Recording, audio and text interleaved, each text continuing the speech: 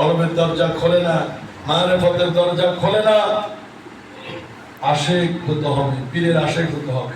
সব চাইতে, সকলের চাইতে পীরের কথা ফলে রাখতে হবে, পীরকে ফলে রাখতে হবে, পীরকে বুঝতে হবে, পীরকে নিরিখ রাখতে হবে। এর নাম হলো বর্ষ। কাজ করো, সময় লাগবে না। অজ বুঝবা না, উল্টো পাল্টা চলবা, নিজেরই ক্ষতিগ্রস্ত হবা, আমার কিছু হবে না। আমার কাজ হলো সকলকে সঠিক দিক নির্দেশনা দেওয়া। আমার করার কাজ হলো ছাত্র। লেখাপড়া ভালো করবা, স্টার্ট করবা না, ফেল হয়ে যাবো, করার তো কিছুই নেই।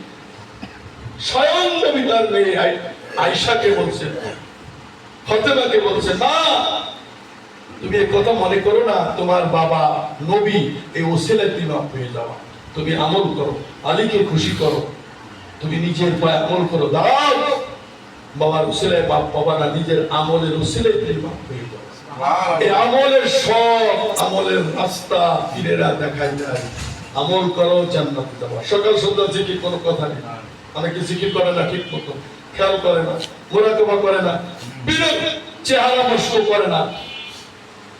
আমি যখন যশোরে ঢাকার থেকে যেতাম মানিকগঞ্জে, হুজুরের চেহারা ধরে রাখতাম, ধরে হুজুরের চেহারা ওই মোরাকাবার মাধ্যম দিয়ে বাড়িতে নিয়ে আসতাম। আমি রশিদ আহমদ দন্দহির মতো আমি হুজুরের চেহারা মুখস্থ করতাম। অনেক সময় ছুটে যাইতো, আবার আসতো, আবার হুজুরকে বলতাম, হুজুর আপনার ছবি তো নিয়ে যায়, কিন্তু রাখতে পারি না তো, ছুটে যায়।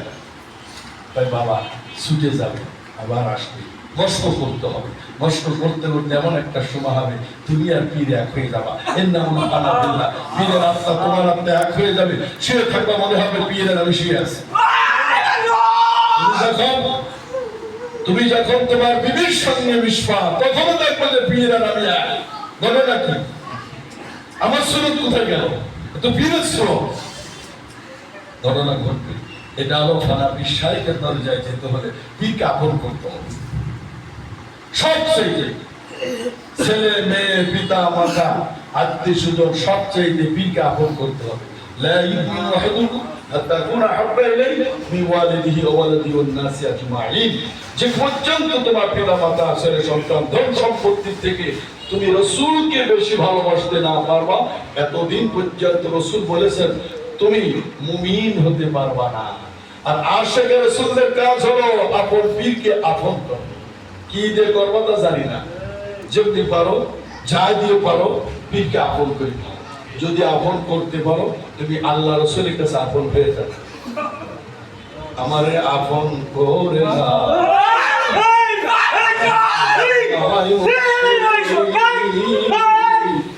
তুমি নিজে আপন হয়ে যাও, আমারে আপন করে নাও।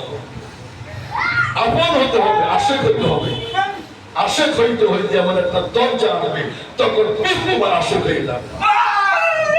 তখন পীর তখন কি হবে? পীর যখন মুরিদ রূপে জোপে নাম নিসবতে নেই, বিশ্বের খয়রে তখন জাহেলে খোদা কোরআনে। জিকির করবা, মনে করবা জিকির করতে করতে তুমি আর নাই। এখন দেখে পীর আর তুমি এক হয়ে গেছো। এই ফানাবিল্লাহ দরজায় যাইতে যাইতে হঠাৎ করে মোরাকাবা মুশাহাদার মাধ্যম থেকে আবার যখন জিকির শুরু করে দেবা, তখন দেখবা পীরের সঙ্গে হাজির হবে দরদি নবী মদিনা।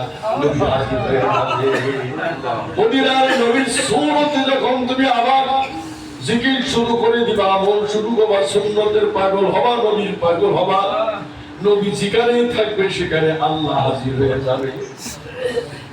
নবীর সঙ্গে আল্লাহর সঙ্গে সম্পর্ক।